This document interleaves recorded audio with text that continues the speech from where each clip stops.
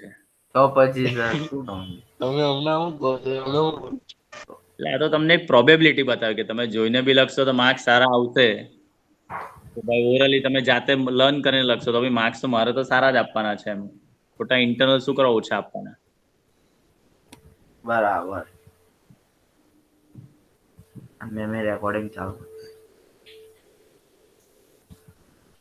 चलो, हाँ I think last हम लोगों ने बेटा डिस्कस कर लिया था प्रिज्म के बारे में. Prism. Refractive index of prism eta is equal to sine A plus delta M by two upon sine A by two ऐसा कुछ पढ़ा था. और आफ्टर वो थिन प्रिज्म का इक्वेशन पढ़ा था delta M is equal to A into bracket eta minus one. ठीक है, इतना कुछ हम लोगों ने कंप्लीट किया था. अभी आज कुछ अच्छा करते हैं, कुछ डिस्पर्सन के बारे में पढ़ते हैं. ठीक है. बंद करो.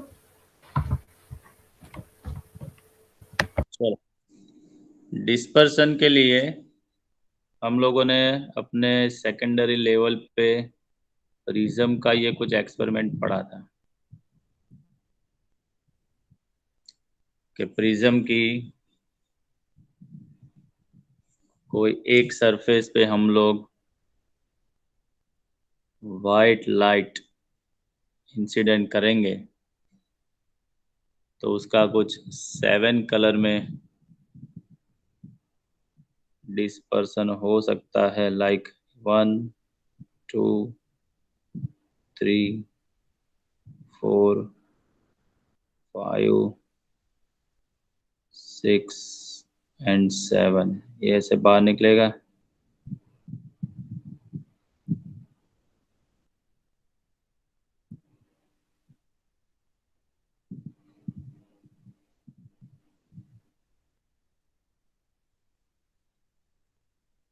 ठीक है, like red, orange, yellow, green, blue, indigo and violet. याद है ना, इतने कलर तो शायद आप लोगों ने हाँ सर. नाम सुना होगा. This ma'am is ma'am show Abdullah अंदर लो ना. वाइट लाइट से हम लोगों को ये प्रोसेस हम लोग करते हैं तो हम लोग लिख सकते हैं when a beam of light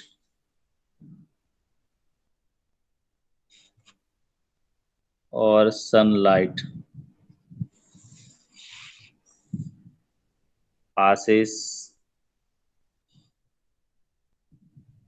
through a prism,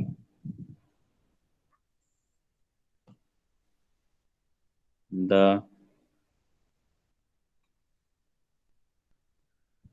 emergent light is made up of different colors.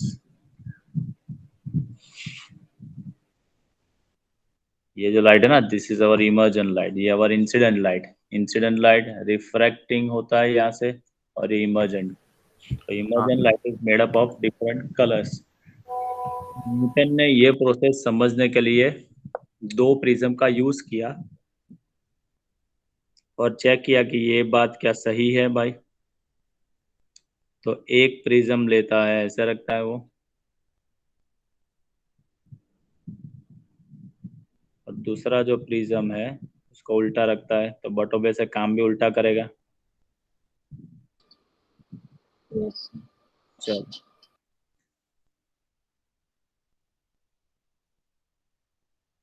ये वाइट लाइट है. ठीक है, यहाँ से रेड और लास्ट में जो है वो वायलेट. बीच में सारे कलर्स आ जाते हैं, ऐसा मान लो. चलो, वो यहाँ से टकराएंगे, यहाँ पर आएंगे. ठीक है, प्रिज्म उल्टा है तो ये प्रिज्म क्या कर रहा है बेटा, व्हाइट लाइट का वो 7 कलर में डिवीजन कर रहा है. ठीक है, तो 7 कलर इधर आते हैं तो ये क्या करेगा, काम उल्टा करेगा. तो ये फिर से सारे वाइट कर देना. लाइट मर्ज करेगा और बाहर निकलेगा व्हाइट लाइट ही.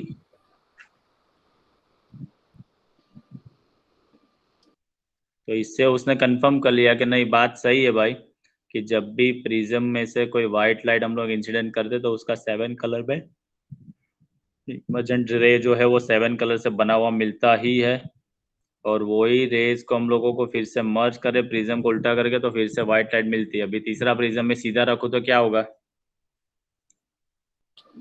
वापस वो 7 कलर स्पेक्ट्रम। हाँ, उसके बाद में फिर से मैं प्रिज्म उल्टा रखूँ तो फिर से व्हाइट लाइट। ठीक है, तो इन दिस वे डिस्पर्सन, यहाँ पर क्या होगा? डिवीजन होगा। यहाँ पर क्या होगा? फिर से कंबाइन हो जाएंगे। फिर से डिवीजन, सीधा रखेंगे तो उल्टा रखेंगे तो कंबाइन बन होगा। ठीक है, तो ये प्रोसेस चलती रहेगी।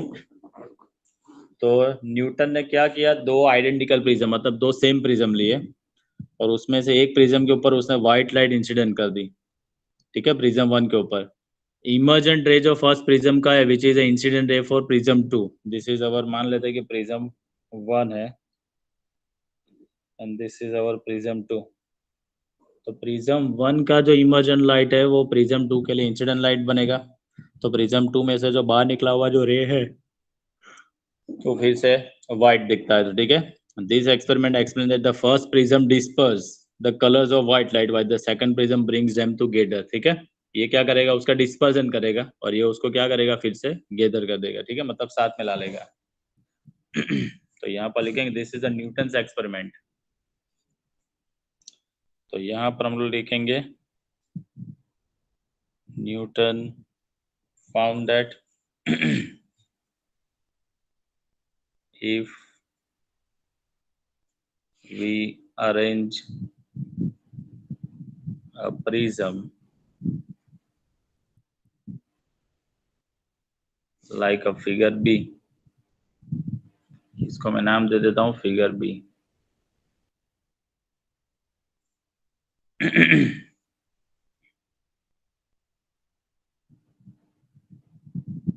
He explained that the first prism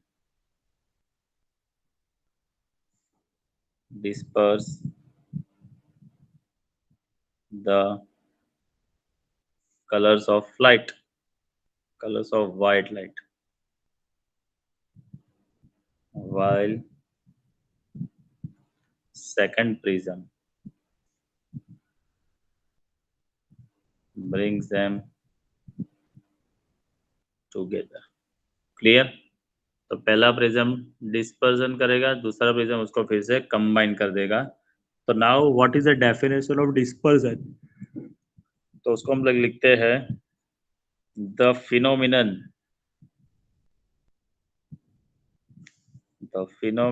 in which light gets divided into the basic colors is known as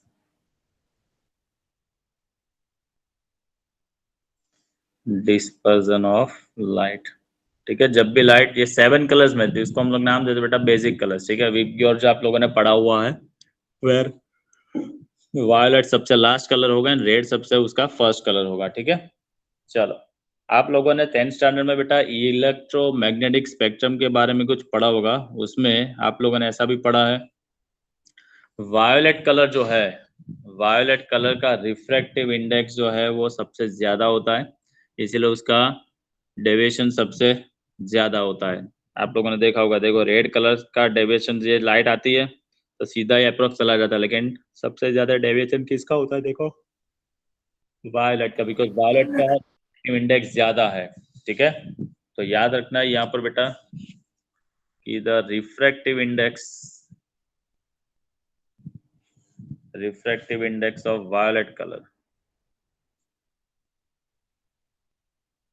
is maximum,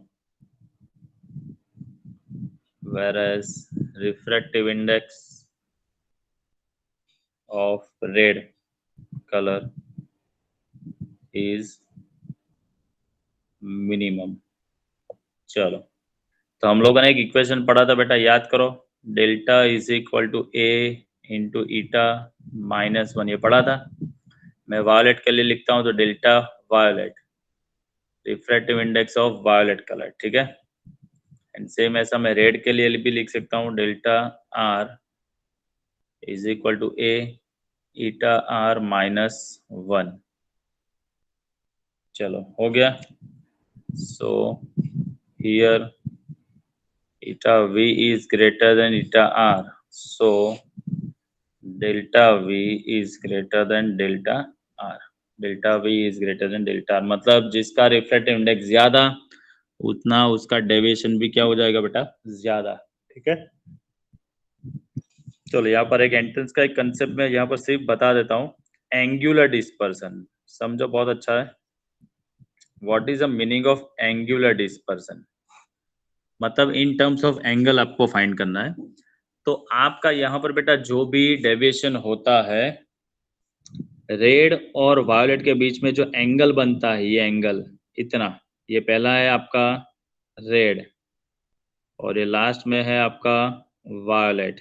ठीक है, तो the total angle between the spectrum which is spread, ठीक है, स्पेक्ट्रम जहां तक spread होता है वो एंगल जो बनेगा that angle is called the angular dispersion. ठीक है, तो यहाँ पर हम लोग लिख सकते हैं the total angle so which the spectrum is spread is called as the angular dispersion। चलो, द एंगुलर डिस्पर्सन को हम लोग डिनोट करते हैं थीटा से बेटा। तो क्या लिखे, सातों कलर में से बेटा ये बताओ किसका डिस्पर्सन ज्यादा है? वायलेट वायलेट से कम है रेड का। रेड हाँ डेल्टा सर, रेड का सबसे कम। Delta violet minus delta red लिख सकते हैं ऐसा। वायलेट का यस डेविएशन सर। रेड का। तो इक्वेशन क्या है, A eta V minus 1 minus A eta R minus 1। ठीक है, ए को कॉमन निकाला, ये माइनस माइनस प्लस 1, ये कैंसिल हो जाएगा। तो ए eta V minus eta are, ये आ गया इक्वेशन ऑफ थीटा। चलो,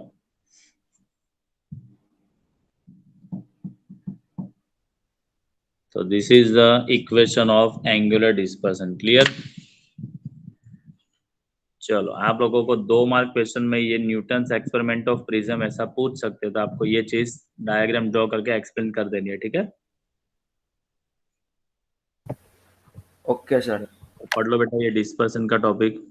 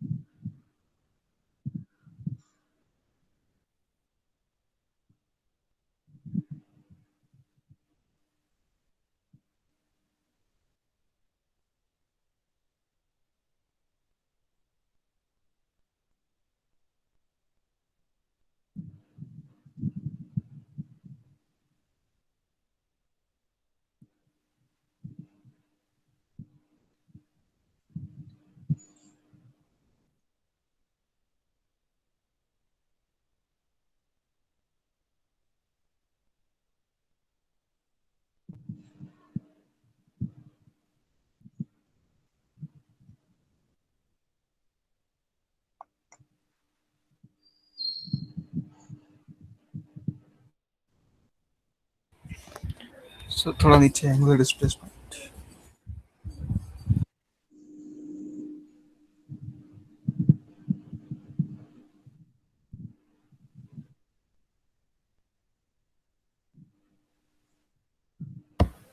हो गया सर। यस चलो, नोटबुक है क्या और कैलकुलेटर? हाँ सर, है ना। तो ले लो जरा साथ में बेटा। ले ले sir.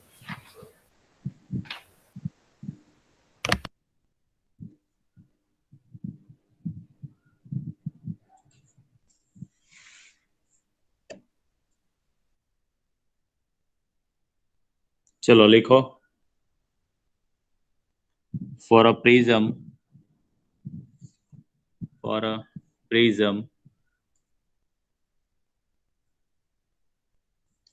angle of prism is 60 degree.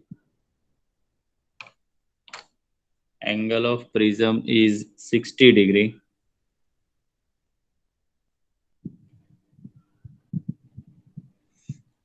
And its refractive index is 1.5.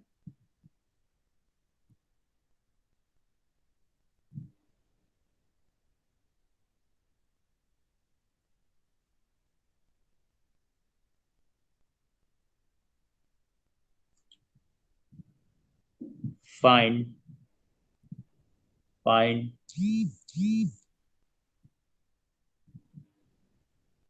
the angle of incidence.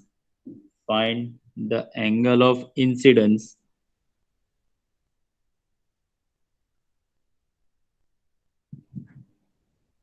corresponding to the angle of minimum deviation. Corresponding to the angle of minimum deviation.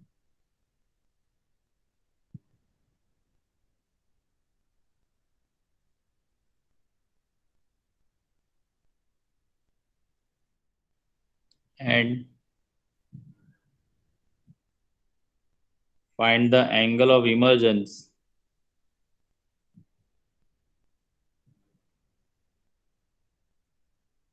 Find the angle of emergence for the angle of maximum deviation.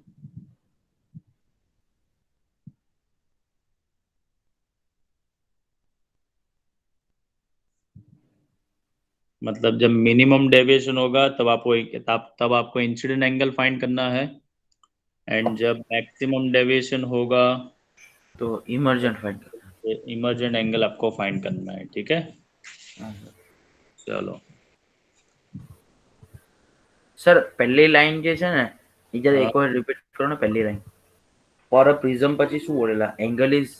Angle of prism is 60 degree. Okay, angle of prism. Okay, मतलब prism का prism angle आपको दे दिया गया है 60 degree.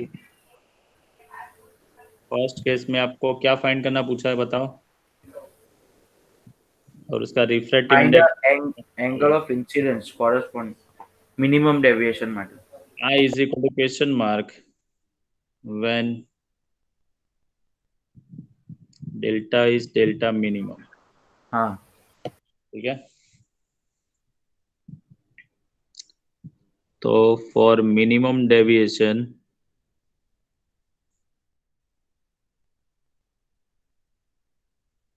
Condition is that जब R1 is equal to R2 होगा। याद करो डायग्राम हमारा सबसे पहला वो प्रिज्म वाला, याद है ना, R1 और R2 एंगल।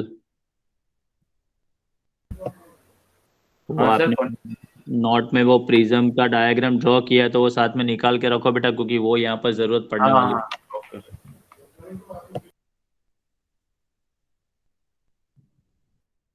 तो for minimum deviation R1 is equal to R2। चलो याद करो हमारे पास एक इक्वेशन हम लोगों ने पढ़ा था, A is equal to R1 plus R2, याद है कुछ? प्रिज्म की थियरी जो पढ़ी थी, प्रिज्म इक्वेशन, तब हम लोगों ने ये इक्वेशन पढ़ा था, A is equal to R1 plus R2, याद है कुछ? हाँ सर याद है। A इज इक्वल टू मैं लिख सकता हूँ 2R1। हाँ तो यहाँ से मुझे R1 मिल जाएगा, R1 is equal to A/2। A कितना है हमारा 60 60/2 मतलब क्या हो जाएगा 30 डिग्री। चलो अभी आपका डायग्राम है आपके पास बेटा, उसमें आपको इंसिडेंट एंगल फाइंड करना है, तो कौन सा पॉइंट होगा? देखो P पॉइंट, डायग्राम में देखो ट्राइंगल वाला में P पॉइंट, P नहीं Q पॉइंट, Q हाँ Q पॉइंट पे स्नेल लॉ अप्लाई करेंगे तो उसके एक साइड पे देखो एयर मीडियम है, तो हमने एक इक्वेशन लिखा था N1 sin I equal to N2 sin R1। Diagram याद आया? कुछ दिख रहा है नोट में? हाँ सर। हाँ, तो यहाँ पर हम लोग लिख सकते हैं N1 sin I equal to N2 sin R1। तो आप मिल गया। रिफ्रैक्टिव इंडेक्स हमारे पास प्रिज्म का भी है, एयर मीडियम का तो पता ही है, तो यहाँ से I मिल सकता है ना यहाँ पर। चलो, तो N1 की जगह पर हम लोग क्या लिख सकते हैं, 1 इंटू साइन आई। N2 की जगह पर क्या दिया है, 1.5 इंटू साइन 30 डिग्री। तो sine I is equal to 1.5 into sine 30 मतलब 0.5। तो sine I is equal to 1.5 into 0.5 करो, कितना आएगा भाई?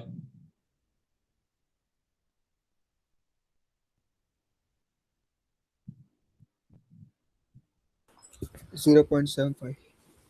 चलो, अभी ये वैल्यू आपको बेटा नेचुरल साइन के टेबल में फाइंड करनी है। नेचुरल साइन के टेबल में ये वैल्यू फाइंड करके एंगल बताओ कहाँ पर आता है ये।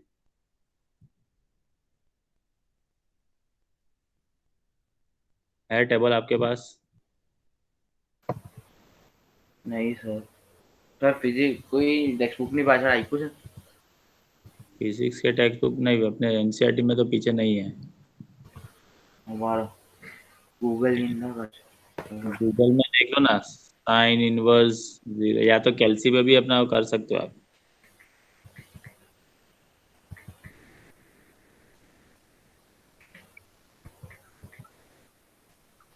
Sine inverse sir. हाँ, साइन सर इनवर्स 48.59 डिग्री। हाँ 48.59। 48 59। ओके, तो यहाँ पर लिख सकते हैं साइन इनवर्स 0.75। तो आई इक्वल टू आ गया 48.59 डिग्री। ठीक है, चलो ये आ गया हमारा इंसिडेंट एंगल। अभी सेकंड केस बताओ क्या पूछा है। सर अभी पूछा है कि find the maximum. Angle of emergence. हाँ for maximum deviation. Okay, for maximum deviation. और आपको पूछा गया है emergent, E is equal to question mark and delta is equal to delta max. चलो, मैक्सिमम डेविएशन में आपको याद रखना बेटा कि जैसा जितना आपका इंसिडेंट एंगल ज्यादा होगा उतना आपको डेविएशन ज्यादा मिलेगा। तो इंसिडेंट एंगल आपका ज्यादा से ज्यादा कितना रख सकते हो आप, 90 degree. 90 degree. Maximum deviation I is equal to 90। अभी डायग्राम निकालो बेटा। डायग्राम में देखो, इंसिडेंट एंगल आई के ऊपर से आपको क्यू पॉइंट पे स्नेल लॉ अप्लाई करोगे तो आपको R1 मिलेगा। हाँ सर। फिर R1 plus R2 is equal to A, उसके हाँ। ऊपर से आपको R2 मिलेगा। हम्म। और R2 के ऊपर से आपको वो पी क्यू आर पॉइंट पे आप स्नेल लॉ अप्लाई करोगे तो देखो आपको ई मिल जाएगा। Last angle E, emergent angle E. E दिख रहा है भाई अपना हाँ इमर्जेंट। हाँ हाँ दिखा दिखा। हाँ सर R1 प्लस R2 करेंगे। हाँ, तो आई के ऊपर से R1 फाइंड करेंगे, R1 के ऊपर से R2 फाइंड करेंगे और R2 के ऊपर से हम लोग ई फाइंड करेंगे।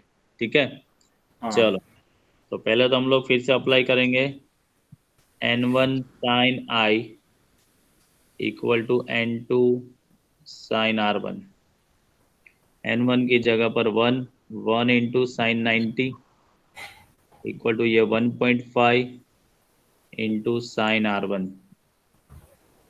तो साइन 90 मतलब 1 into 1 is equal to 1.5 into sine R1। तो यहाँ से साइन R1 आप क्या लिख सकते हो, sine R1 is equal to 1 divided by 1.5।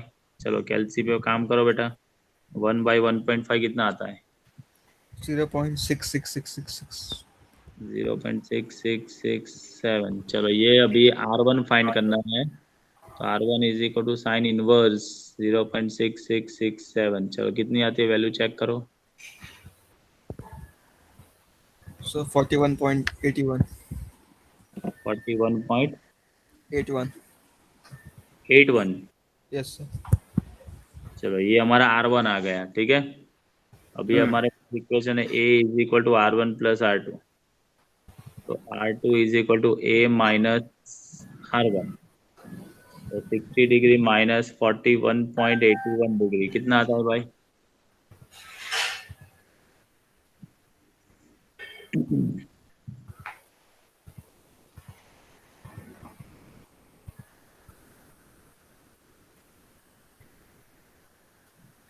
Eighteen point nineteen.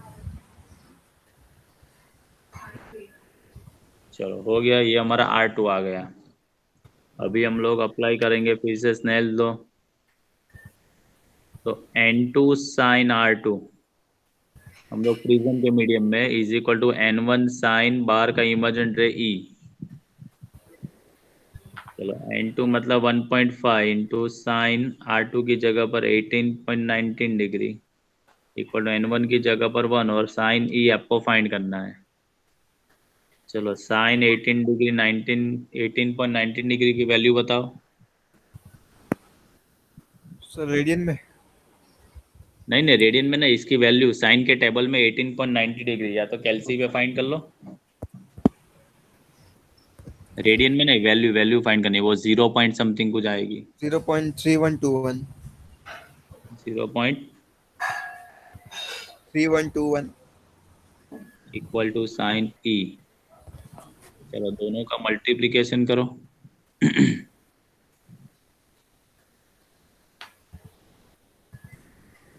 0.4584।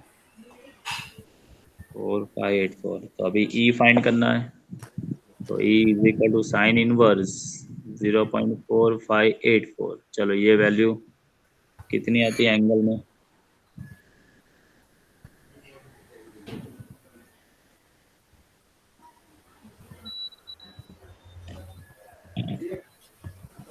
Sir 27.28। ये आ गया उसका आंसर। ठीक है, तो ये पूरा बेटा आपको डायग्राम के ऊपर से ही आप कर सकते हो। तो हाँ ये आपको सर। प्रिज्म का डायग्राम को याद होना चाहिए। चलो नोट डाउन कर लो, क्या लिख लिया है आपने?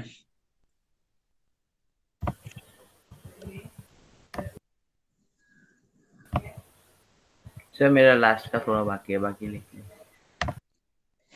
सबने लिख लिया बेटा?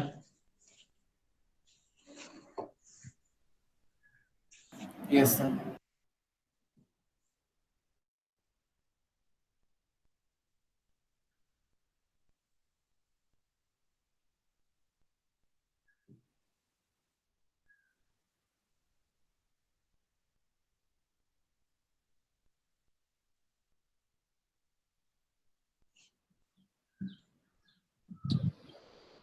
Yes, sir.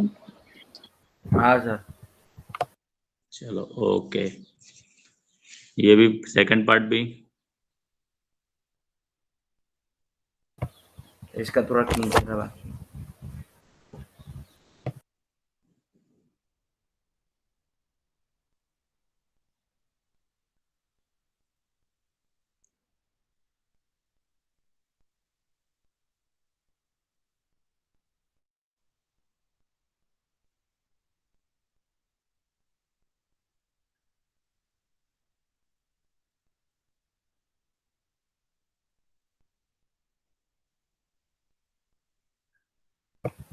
हाँ सर हो गया।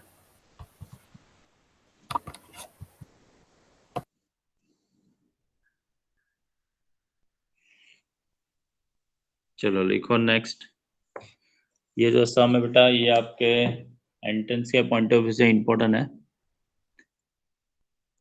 लिखो, an equilateral prism, an equilateral prism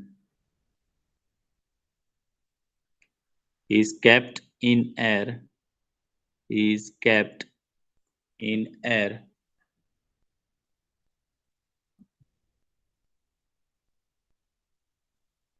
and for a particular ray, and for a particular ray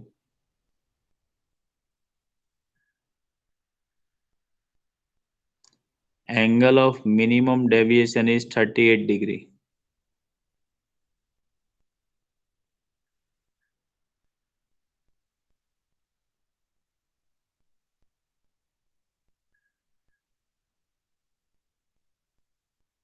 Calculate the angle of minimum deviation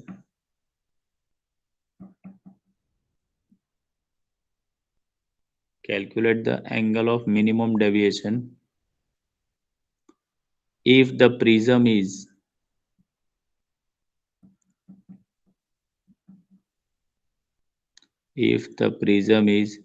immersed in water.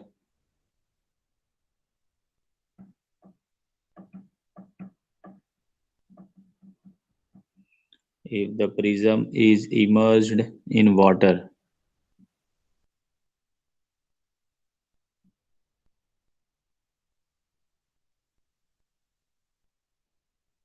where refractive index of water is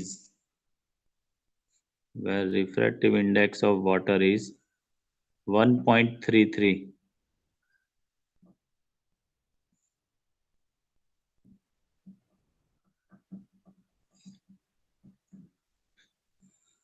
चलो, तो यहां पर आपको equilateral prism दिया है, तो इसका prism angle कितना होगा बेटा?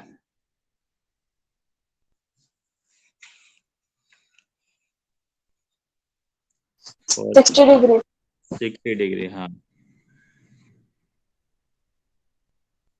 और equilateral prism A is equal to, आप देख सकते हो बेटा 60 डिग्री, ठीक है। फर्स्ट केस में आपको क्या दिया है बेटा? आपको प्रिज्म कहाँ पर रखना है? एयर मीडियम में। तो हम लोग यहाँ पर लिखते हैं हाँ sir. Initial prism is kept in air medium। तो हमारे पास रिफ्रैक्टिव इंडेक्स का इक्वेशन है, आप लोगों ने पढ़ा है। इनिशियल इक्वेशन ऐसा था n2/n1, फिर n2 इज इक्वल टू ईटा लिखा था, n1 is equal to air medium लिखा था, और इक्वेशन बना था, याद करो, sine a plus delta m/2 upon sine a/2। तो n2 मतलब क्या बेटा? Refractive index of prism. Prism glass से बना है, तो हम लोग यहाँ पर लिख सकते हैं Ng बाय, प्रिज्म को हम लोगों ने रखा है एयर मीडियम में, तो यहाँ पर लिखेंगे हम लोग air is equal to sine a plus delta m/2 upon sine a/2। Glass का रिफ्रैक्टिव इंडेक्स दिया नहीं है, तो आप Ng यहाँ पर फाइंड कर सकते हो। Ng/n है तो 1 ही है। चलो, इक्वल टू साइन ए आपके पास है 60 डिग्री, मिनिमम डेविएशन आपको दिया है by 38 degree by 2 upon sine a/2। A मतलब 60/2, तो डायरेक्ट लिखूंगा यहाँ पर 30 degree. So refractive index of glass is equal to 60 plus 38, 98, 98/2 मतलब हाँ sine sir. Divided by sine 30। तो Ng इज इक्वल टू, चलो ये साइन 49 और साइन 30 की वैल्यू तो पता ही है आपको। साइन 49 कितना है देखो,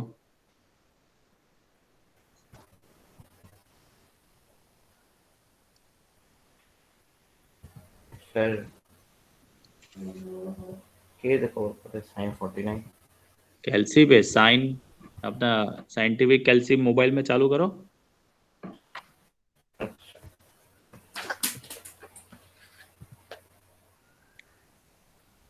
साइंटिफिक कैल्सी ओपन करो, लिखो sine 49। Sine 49 okay sir 0.74 sir 0.75 754 हाँ 754 चलो अब ये दोनों का डिवीजन करो।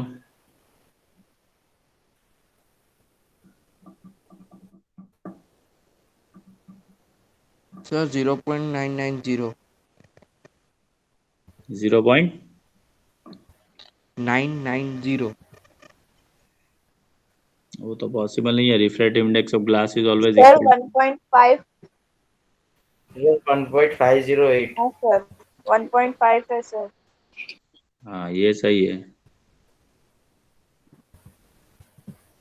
चलो, हाँ सर। अभी ये ग्लास का हो गया। अभी हम लोगों को ये प्रिज्म हाँ को सर। कहाँ पर रखना है बेटा? पानी में रखना है ना। तो अभी हम लोग वाटर लिखेंगे में हाँ sir. Now prism is sir એક્ઝામમાં sin 49 કેવી રીતે કરવાનું? વેલ્યુ આપેલી હોય. ઓકે. Okay sir. चलो now prism is kept in water medium. तो ये इक्वेशन आपका क्या बनेगा? ईटा ग्लास अपॉन ईटा क्या बनेगा? वाटर equal to sine A plus delta M dash, नया फाइंड करना है ना, deviation by 2 upon sine A by 2. चलो ईटा ग्लास हाँ आपने सर. फाइंड कर लिया 1.508. ईटा वाटर आपको दिया है कुछ 1.33.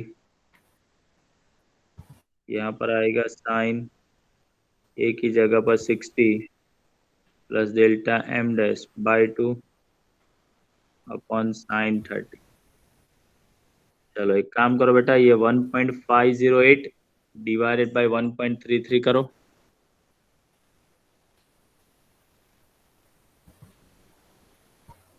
सर 1.1.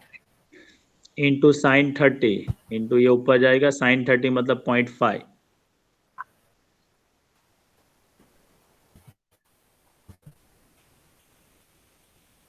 0.56. 4 डिजिट में बताओ बेटा. 0.566. 69. हाँ sir. Equal to sine A plus delta M dash by. चलो ये साइन इधर जाएगा तो क्या होगा? Sine inverse. तो ए प्लस हाँ. Delta M dash by 2 equal to sine inverse 0.5669. चलो अरे हाँ, साइन इनवर्स ये वैल्यू फाइंड करो. चलो हाँ सर. 0 sign inverse 0.5669.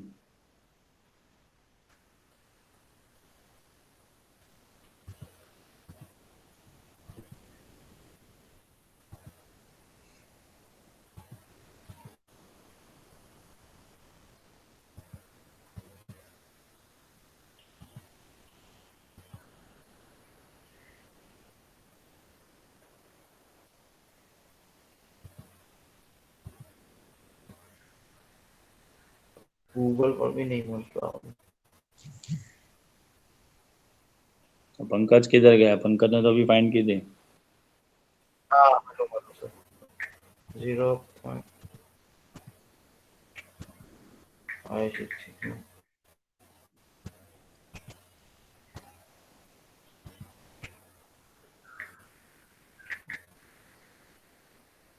सर 34.53. 34.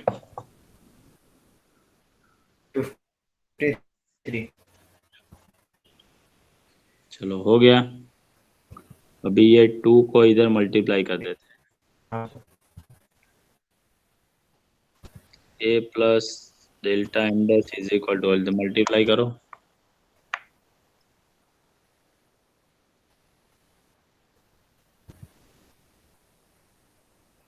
69.6.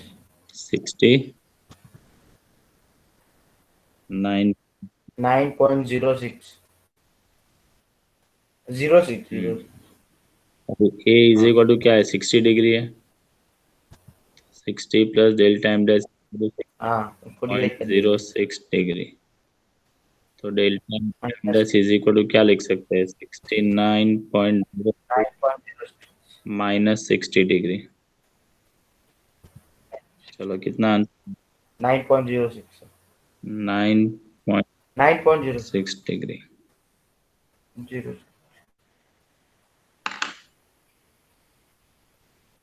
ठीक है. हाँ सर. सर थोड़ा पाचल लेवन सर बाकी से लगा. पहले से दिखा देता हूँ, जिसका बाकी है वो फटाफट नोट कर लो.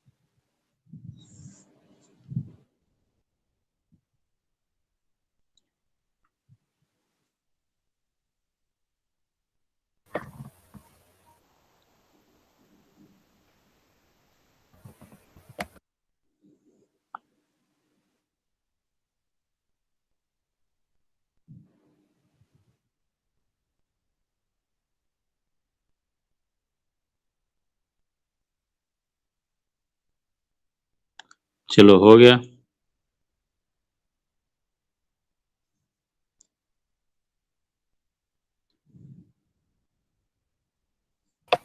Minute sir.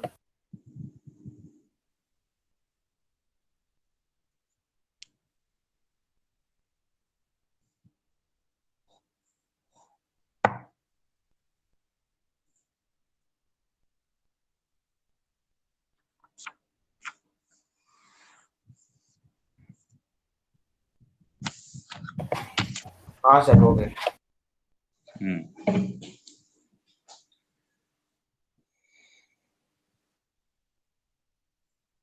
चलो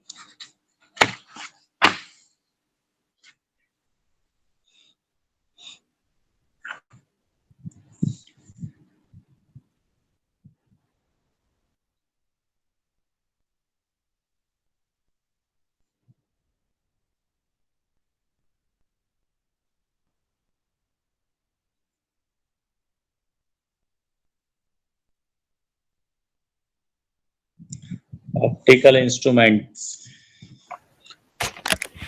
सर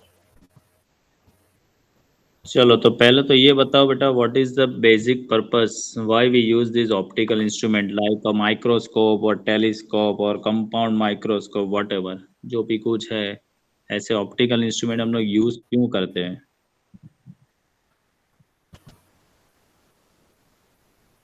सर कुछ देखने के लिए। क्या कोई दिख रही को?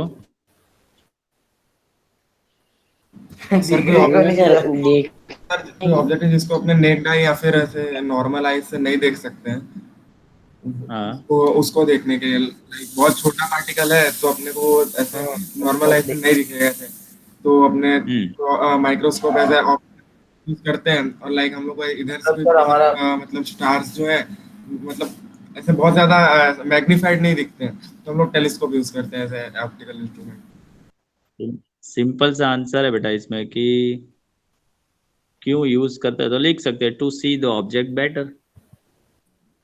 ठीक है, ऑब्जेक्ट को बेटर ऑब्जेक्ट छोटा हो, जो भी दूर है, वो सही है सब आपका रीजन, लेकिन इन शॉर्ट आपको बताना है तो the basic purpose of optical instrument is to enable us to see the object better. ठीक है, ऑब्जेक्ट को बेटर देखने के लिए हम लोग ऑप्टिकल इंस्ट्रूमेंट यूज करेंगे। उसमें हम लोग लेंस भी यूज कर सकते हैं बेटा, मिरर एंड प्रिज्म भी सब यूज करेंगे। हमारे पास जो हम लोगों को इन टर्म्स ऑफ सिलेबस जो ऑप्टिकल पढ़ना है ऑप्टिक्स, उसमें ऑप्टिकल इंस्ट्रूमेंट जो है उसमें 2 पार्ट में हमें पढ़ना है। तो कि पहला तो इंस्ट्रूमेंट फॉर्मिंग, जो रियल इमेज आपको मिलेगा, रियल इमेज आपको किस पे मिलती है पता है? एक रियल इमेज फॉर्म आपको देता है, वो आप लोगों को पता है? प्रोजेक्टर। प्रोजेक्टर तो देखा होगा। हाँ सर, देखा है ना sir.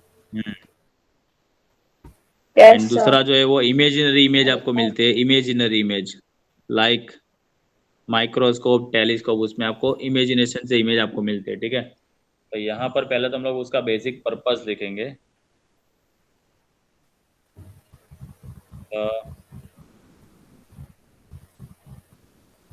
Purpose of optical instrument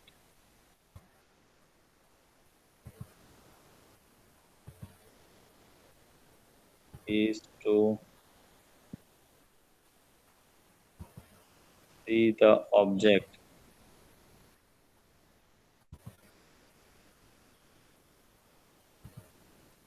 better and clear, लिख सकते हैं ये। ठीक है, यस सर। चलो डिवाइड हाँ sir. Into 2 groups. First one हम लोग लिख सकते हैं जो भी हमारा इंस्ट्रूमेंट है, instruments forming real images. For example हम लोग लिख सकते हैं प्रोजेक्टर्स। एंड दूसरा जो है हम लोग लिख सकते हैं इंस्ट्रूमेंट्स फॉर्मिंग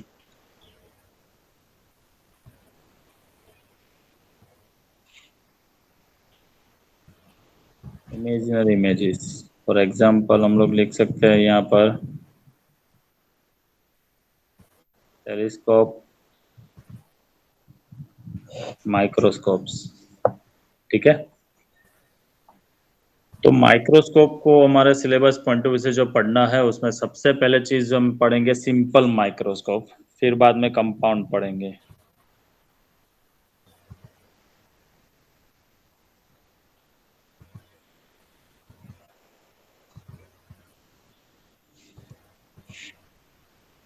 चलो सिंपल माइक्रोस्कोप। हाँ तो सर। ये चीज पता होना चाहिए, माइक्रोस्कोप से हमें ऑब्जेक्ट एकदम क्लियर एंड मैग्नीफाइड दिखता है। ठीक है, यस लेकिन सर। यहाँ पर एक नया कंसेप्ट आपको पढ़ना है, that concept is called the near point. Near point मतलब क्या बेटा? तो the minimum distance at which a small object can be seen clearly with comfort. हमारे पास एक ना एक मिनिमम डिस्टेंस इतना होता है जहां से हम ऑब्जेक्ट को क्लियर दिख सकते हैं। उससे और नजदीक लाओगे तो आप क्लियर देख सकते नहीं हो। आप अपनी नोटबुक को अपनी आईज के नजदीक लेके जाओगे, तो जैसे आप ज्यादा नजदीक आ जाओगे बेटा, तो आपको जो हैंड राइटिंग आपके है वो स्प्रेड होते दिखेंगे। आपको आपको चेक करना हो तो आप कर सकते हो। नोट को अपने नजदीक ले जाओ एकदम धीरे धीरे, तो पर्टिकुलर डिस्टेंस से और हाँ आगे सर। आप, हाँ, तो आपको धुंधला दिखना चालू हो जाएगा। ठीक है, हाँ। तो the minimum distance at which a small object can be seen clearly with comfort is known as near point, उसको बोल सकते हैं। हमारे नॉर्मल ह्यूमन आई का जो क्राइटेरिया है नियर पॉइंट का, that is approx 25 centimetre. 25 centimetre से और नजदीक लेके आएंगे हम लोग तो हम लोग इसको क्लियर देख सकते नहीं है। ठीक है, नहीं। चलो, तो यहाँ पर पहले तो ये चीज पता होनी चाहिए, द मिनिमम और least come distance, the least distance at which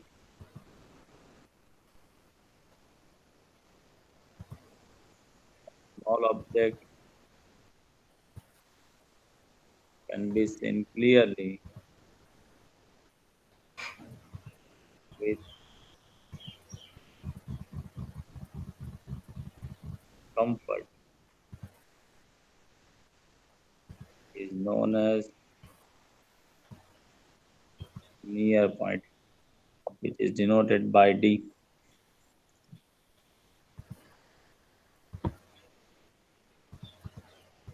For normal, हाँ sir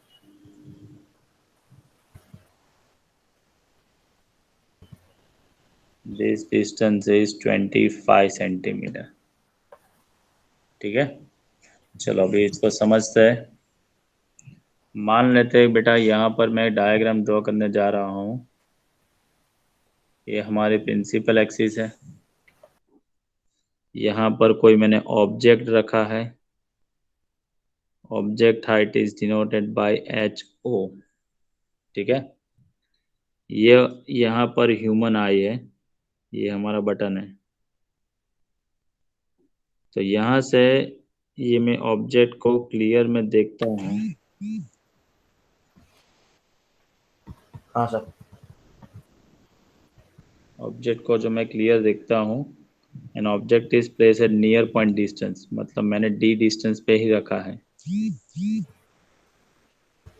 which makes an angle, यहाँ पर जो एंगल बन रहा है that angle is theta 0 in absence of lens. ठीक है, अब मैंने कोई लेंस रखा नहीं है तो मैं ऑब्जेक्ट को इजीली देख सकता हूँ, नियर पॉइंट डिस्टेंस पे मैंने रखा है इसीलिए। चलो अभी मैं क्या करूँगा, बीच में रखता हूँ, एक लेंस रखता हूँ।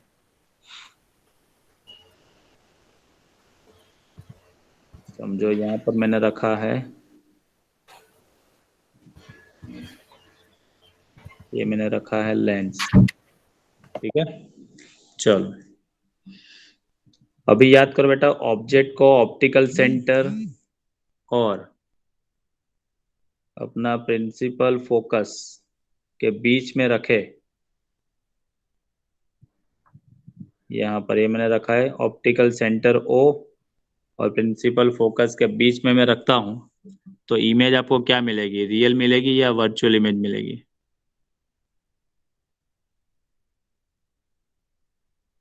ये पढ़ा है बेटा हम लोगों ने, रियल।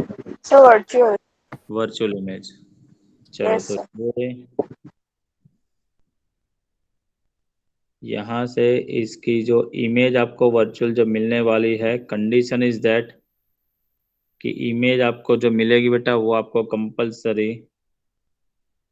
नियर पॉइंट डिस्टेंस पे मिलनी चाहिए। आपको ऑब्जेक्ट को उस जगह पर रखना है कि ताकि आपको उसकी इमेज जो है वो इमेज आपको मिलनी चाहिए नियर पॉइंट डिस्टेंस से पे ही मिलनी चाहिए। तो यहाँ से ये जो डिस्टेंस आया, this distance is called the near point distance, मतलब डी है ये।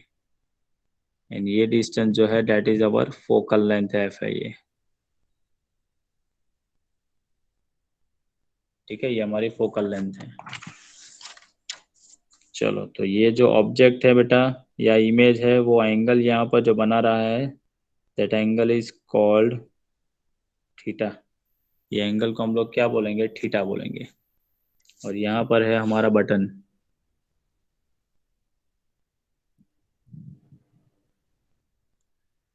ठीक है, दिस इज अवर आई। तो इनिशियली हम लोगों ने ऑब्जेक्ट को कहाँ रखा था बेटा, नियर पॉइंट डिस्टेंस पे फ्रॉम आई, और वो एंगल बना रहा है थीटा नॉट एंगल बना रहा है। ठीक है, अभी ऑब्जेक्ट को हम लोग उसकी फोकल लेंथ से कम डिस्टेंस पे रखेंगे तो उसकी हम लोगों को virtual and erect image and magnify image आपको मिलेगी, विच इज इक्वल टू कहाँ मिलनी चाहिए बेटा, नियर पॉइंट डिस्टेंस पे ही मिलनी चाहिए।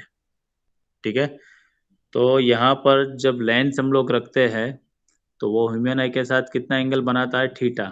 और जब लेंस नहीं है तब एंगल कितना बन रहा है बेटा, थीटा नॉट हमारा एंगल बन रहा है। ठीक है, चलो अभी यहाँ से हम लोगों को मैग्निफिकेशन का इक्वेशन प्रूव करना है। जरा एक मिनट रुक जाना, मैं लिंक भेज देता हूँ एक।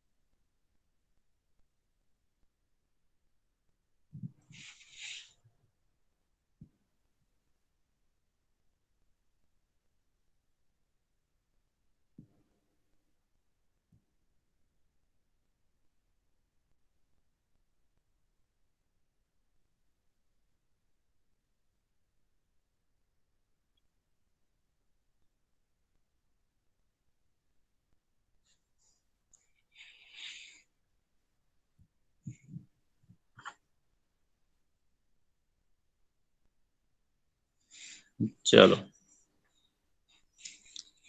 सपोज यहाँ पर हम लोगों ने पहले लिखते हैं लीनियर ऑब्जेक्ट, ये लीनियर ऑब्जेक्ट है with height HO is kept at near point from I. It makes an angle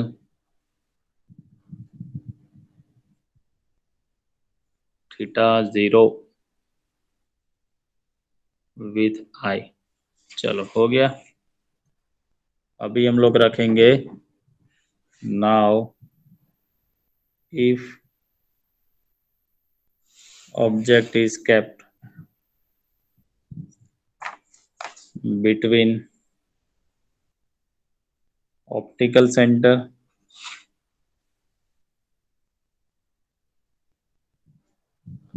and principal focus F, we get image, we get virtual image, virtual, erect मतलब सीधी and magnified image.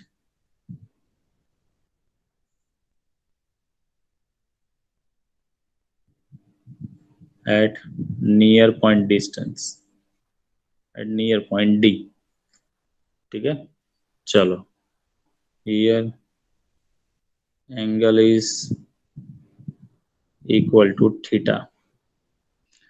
तो यहाँ पर बेटा दोनों diagram में आप देख सकते हो एंगल ही बनते हैं, तो एंगल से हिसाब से जो मैग्निफिकेशन आपको मिलता है that is called angular magnification. हम लोगों ने अब तक पढ़ा है बेटा लेटरल मैग्निफिकेशन, ठीक है। अभी हम लोग पढ़ने जा रहे हैं angular magnification.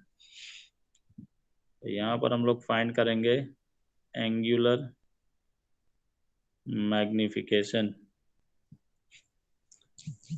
m is equal to चलो बनेगा यहाँ पर इक्वेशन tan थीटा, मतलब human eye makes an angle in presence of lens जो है वो थीटा, लिखेंगे यहाँ पर tan थीटा नॉट। तो human eye makes an angle in absence of lens, ठीक है। प्रेजेंस ऑफ लेंस के साथ जो एंगल बनेगा ह्यूमन आई का वो divided by absence of lens में जो एंगल बनेगा वो लेना है। Angles are approx very small, तो थीटा बाय क्या लिख सकते हो आप, थीटा नॉट। चलो अभी यहाँ से डायग्राम से मुझे लिखो tan थीटा नॉट मुझे फाइंड करना है। यहाँ से tan theta is equal to लिखो, क्या लिखे tan theta H naught upon D. Yes HO by D, ठीक है। चलो tan थीटा मुझे लिखना है tan theta So HI by D. H by D होगा ना, ये H बाई D। ये दोनों इक्वेशन की वैल्यू यहाँ पर अप्लाई कर देते हैं, तो magnification m is equal to ऊपर है tan थीटा, तो क्या लिखेंगे HI बाई D इंटू ये tan थीटा नॉट, तो क्या लिखेंगे HO बाई D ऊपर जाएगा। तो यहाँ से हम लोगों को मैग्निफिकेशन का इक्वेशन मिलेगा m is equal to HI by HO, ठीक है। चलो अभी हम लोग लीनियर मैग्निफिकेशन फाइंड करते हैं, समझो।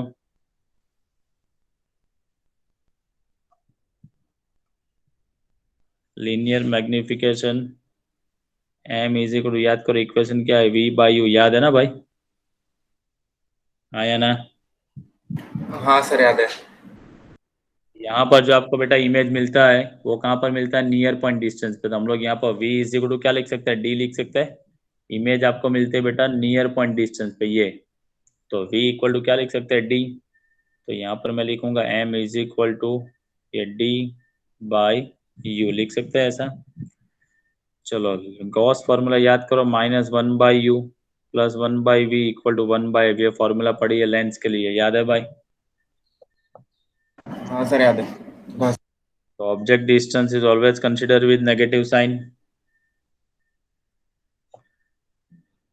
इमेज डिस्टेंस यहाँ पर -d लिखेंगे, क्यों, क्योंकि देखो ये हमारा ऑब्जेक्ट है तो इंसिडेंट रे हमारा ये डायरेक्शन में होगा, लेकिन इमेज आपको यहाँ पर मिलती है तो हम लोग जाएंगे तो ऐसे ही जाएंगे ना, opposite direction of incident ray. Hello, हाँ, तो v की जगह पर लिखेंगे -d इक्वल टू 1/f। चलो क्या लिख सकते हैं, तो हम लोग यहाँ पर माइनस माइनस कैंसिल हो जाएगा, तो 1/u equal to 1/f plus minus minus side change करेंगे तो प्लस 1/d होगा ऐसा। अब यहाँ पर एलसीएम लेते हैं, सो 1/u equal two plus F upon D L. d plus f, d ऊपर जाएगा तो d/u equal to d plus f/f लिख सकते हैं। हाँ सर। होगा ना? Yes, sir. चलो, तो d/u मतलब देखो क्या है, हमारा मैग्निफिकेशन है। d/u मतलब ये मैग्निफिकेशन, तो m इज इक्वल टू लिख सकते हैं हम लोग, ये f 1 जा f तो 1 प्लस d/f ऐसा लिख सकते हैं मैग्निफिकेशन का इक्वेशन। होगा ना ये? हाँ सर। ये तो लिख सकते हैं ना। मान लेते हैं कि इमेज आपकी बहुत दूर मिलती है, when the image is at very large distance, तो इन दैट केस मैग्निफिकेशन आपको अप्रोक्स क्या लिख सकते हो आप, d/f।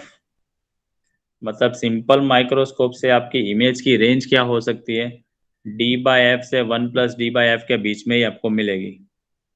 ठीक है, यहाँ पर ये दोनों इक्वेशन को समझे तो ये क्या है, जब नियर पॉइंट पे मिलती है तब, और जब वेरी लार्ज डिस्टेंस में मिलेगी तब अप्रोक्स d/f लिखोगे, तो आपको इमेज जो मिलेगी वो कहाँ तक मिल सकती है, मैग्निफिकेशन की रेंज क्या हो सकती है, d/f से 1 प्लस d/f ही हो सकती है। ठीक है, तो यहाँ पर हम लोग लिख सकते हैं हियर value of m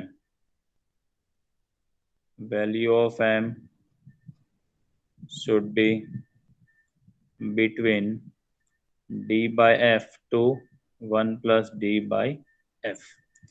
कि सिंपल माइक्रोस्कोप में मैग्निफिकेशन की जो इमेज है बेटा, उसका मैग्निफिकेशन d/f से 1 प्लस d/f के बीच में ही आपको मिल सकती है। This is the basic of simple microscope. तो पहले तो यहाँ पर आपको लीस्ट डिस्टेंस पता होना चाहिए कि जब भी ऑब्जेक्ट आप कंफर्ट कौन से डिस्टेंस पे देख सकते हो, that is called near point. Human eye के लिए वो डिस्टेंस है 25 सेंटीमीटर। मान लेते हैं हम लोगों ने कोई ऑब्जेक्ट जो है h0 हाइट का है, वो नियर पॉइंट डिस्टेंस पे रखा है, इन एब्सेंस ऑफ लेंस वो ह्यूमन आई के साथ एंगल बना रहा है θ0। अभी हम लोग ऑब्जेक्ट को ऑप्टिकल सेंटर और प्रिंसिपल फोकस के बीच में रखेंगे तो हम we get the virtual and erect and magnified image at near point distance. In this case the human eye makes an angle theta with this image. चलो, तो पहले हम लोग एंगुलर मैग्निफिकेशन मतलब क्या, tan theta by tan θ0। Angles are very small तो theta by θ0। tan θ0 की value यहाँ पर लिखी हम लोगों ने HO/d एंड tan थीटा की वैल्यू लिखी HI/d। तो मैग्निफिकेशन आ जाता है HI/HO। चलो, अभी little magnification m is equal to v/u, लेकिन जो इमेज आपको मिलती है वो नियर पॉइंट डिस्टेंस पे है तो हम लोग लिख सकते हैं d/u। We know that the Gauss formula of lines -1/u plus 1/v equal to 1/f। Object distance we consider with negative sign, image भी virtual है तो negative आएगा, और focal length is always positive of convex lens। चलो, तो minus minus cancel, 1/u या plus minus minus side change करेंगे तो हो जाएगा प्लस 1/d। देन आफ्टर ये 1/u इक्वल टू ये हो गया, d को ऊपर लिखा तो d/u equal to d plus f/f। d/u की जगह पर लिख सकते हैं magnification m, m is equal to 1 plus लिख सकते हैं d/f। तो मतलब इमेज जो आपको बहुत दूर डिस्टेंस पे मिलेगी, in that case 1 plus d/c is approx क्या लिख सकते हैं हम लोग, d/f। So the value of magnification should be between d/f to 1 plus d/f आप लिख सकते हो। So this is the equation of magnification of simple microscope. ठीक है, क्लियर? Yes sir, clear. चलो, तो आज अभी यहाँ पर कंप्लीट करते हैं। ये जब कंप्लीट होगा बेटा सिंपल माइक्रोस्कोप, हाँ सर। तभी आप कंपाउंड माइक्रोस्कोप पढ़ सकते हो। ठीक है, ओके सर। कंपाउंड के माँ बाप है सिंपल माइक्रोस्कोप। चलो, तो ये मैं पीडीएफ आपको भेज दूंगा बेटा, आज आपको अच्छे से कंप्लीट कर देना है। और वो याद है ना, कल का होमवर्क तो प्रिज्म वाला भी है। हाँ सर याद है। हाँ सर। तो उसमें एक थियरी जोड़ लेना, ये सिंपल माइक्रोस्कोप जो अभी मैं भेजूंगा वो। Okay sir. वो तो आपको लिखनी है 2, और ये सिर्फ प्रिज्म वाले थियरी उसमें ऐड कर देना 2 बार। ठीक है, ओके। चलो तो इसकी पीडीएफ में भेज दूंगा बेटा अभी। और वो सब जो है वो आप नोट बना रहे हो कि नहीं बना रहे हो अभी कुछ? हाँ सर बना रहे हैं। प्रॉपर नोट्स बना रहे हैं अभी। चलो ठीक है, तो प्रॉब्लम नहीं है, तो सर लर्न इस करके। चैप्टर से बना रहे हैं, वो आगे के 2 चैप्टर हाँ, वो उसमें आगे नहीं के जो बनेंगे। 2-3 चैप्टर थे ना એમાં બધું एकदम ઊંધું જતું થતું એટલે એમાં सर सेमीकंडक्टर से बनाया, उसके पहले के 3 हाँ। चैप्टर का नहीं है। चलो ठीक है, नॉट ए बिग इश्यू। तो वो तो अभी मिल जाएगी नोट्स सर आपको। खाली हमने पीडीएफ મોકલ્યો તો પછી અમે જે મિસ થઈ ગયું લખી નાખી અમે લોકો। हाँ। ओके, ठीक है ठीक है, हाँ तो मैं भेज देता हूँ अभी आपको। ठीक है, हाँ सर। हाँ सर। ठीक है सर। ओके ओके बेटा, मिलते हैं। Bye Bye, sir. sir. Thank you sir thank you sir, bye sir. Sir. Bye, sir. Sir પેલું એક્ઝામ નું શું કરવાનું છે? એટલે પ્રેક્ટિસ એમાં કરવાની, सम्स ટેક્સ્ટ બુક માં આવવાનું? હા ભાઈ, જો પેપર શું આવવાનું છે કોઈને જ ખબર નથી, બરાબર? 25 માર્ક્સનું પેપર છે, 5 માર્કના 5 ક્વેશ્ચન, એટલે 5 એમસીક્યુ આવે, 5 બ્લેન્ક આવે, 5 1 માર્ક અચ્છા ક્વેશ્ચન આવે। તો અંદર કંઈ પણ આવે, મને બી નહીં, કોઈને જ નથી ખબર। ઇનફેક્ટ આખા ગુજરાતમાં કોઈને જ નહીં ખબર શું આવે। અચ્છા, એટલે પેપર સ્ટાઇલ જેવું છે જ નહીં કઈ? કંઈ જ નહીં, કોઈ ફોર્મેટ જ નથી બેટા। સારું સારું, કઈ વાંધો નહીં।